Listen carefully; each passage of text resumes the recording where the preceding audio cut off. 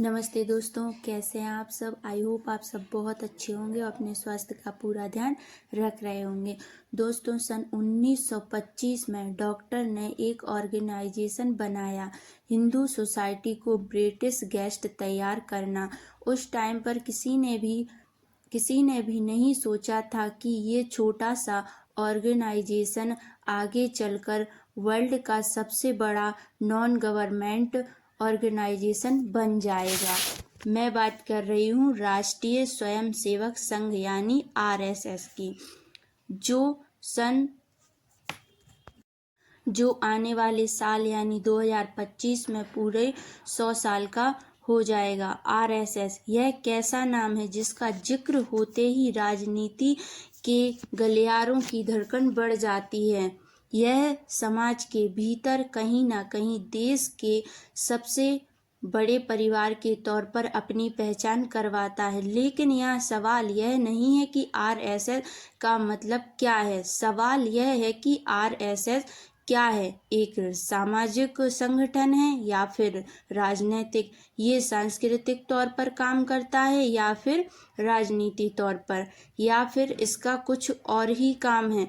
तो चलिए आरएसएस का इतिहास भी राष्ट्रीय स्वयंसेवक संघ आरएसएस साल 1960 बंगाल में आज़ादी के संघर्ष के लिए क्रांतिकारी ने अनुशीलन समिति के नाम से एक क्रांतिकारी संगठन खड़ा किया।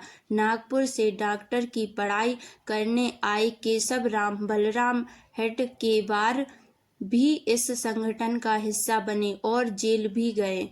दादा भाई नौरोजी ने उस वक्त गर्म सोच के नायक लोकमान्य बाल गंगाधर तिलक को कांग्रेस में आने का न्योता दिया, तो हेडगेवार भी कांग्रेस में उनके साथ आए। हेडगेवार ने कांग्रेस के साथ काफी समय तक काम किया, लेकिन 1917 में तुर्की के खलीफा की गद्दी छिन जाने के विरोध में पूरे हिंदुस्तान में खिलाफत मूवमेंट की शुरुआत हो गई और गांधी जी की अगुवाई हो गई। कांग्रेस ने भी इसका समर्थन किया, लेकिन डॉक्टर हेडगेवार को कांग्रेस द्वारा खिलाफत मूवमेंट से जुड़ने वाली बात परेशान कर रही थी। उन्हें यह बात अंदर ही अंदर चुभ रही थी। बल्कि 1922 में नागपुर कांग्रेस अधिवेशन और 1925 की कोलकाता अधिवेशन में भी डॉक्टर हेडगेवार मौजूद थे। लेकिन इस घटना के बाद डॉक्टर जो हिंदुओं के हितों को लेकर चले और आगे बढ़े, उन्होंने इसकी शुरुआत अपने घर से ही की।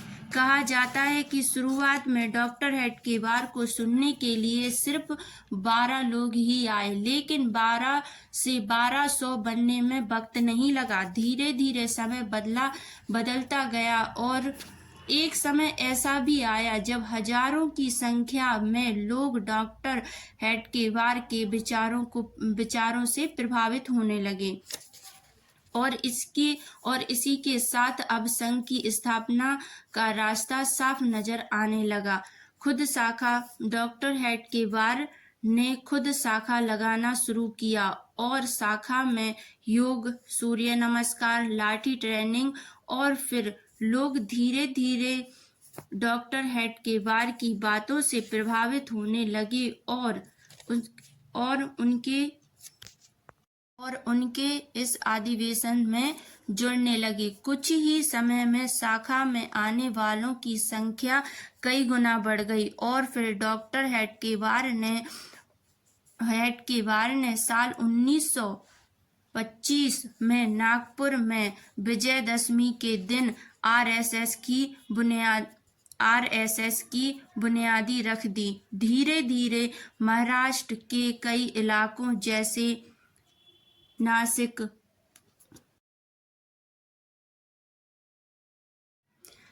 नासिक, पुणे, अमरावती यवतमाल में संघ से अपने पैर जमाने शुरू कर दिए और महाराष्ट्र के साथ साथ मध्य भारत में भी शाखा का विस्तार होना शुरू हो गया। लोगों का शाखा के साथ साथ जुड़ना किसी बदलाव से कम नहीं था, यह केवल बदलाव था जिसको बनाया तो सामाजिक काम करने के लिए था, लेकिन आगे चलकर यह राजनीति का वो गोल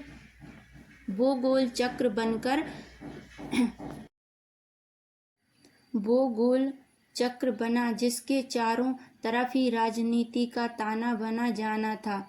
संघ में लोगों की संख्या लगातार बढ़ रही थी, लेकिन महाराष्ट्र के बाहर अभी भी संघ का कोई खास असर नहीं था। संघ विस्तार के लिए तौर था और महाराष्ट्र के बाहर पैर पसारने का मौका तब मिला जब डॉक्टर हेडगेवार को 1930 के आसपास बनारस हिंदू यूनिवर्सिटी जाने का मौका मिला। डॉक्टर हेडगेवार भू आए और पंडित मदन मोहन मालवीय से बात की। पंडित मदन मोहन मालवीय